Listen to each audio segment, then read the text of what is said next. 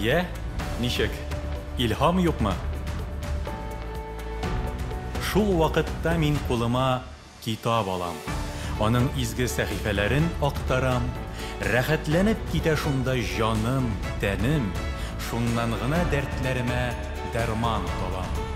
Укып барган һәрбер юлым, һәрбер сүзем була минем юл күрсәткүче йолдызым.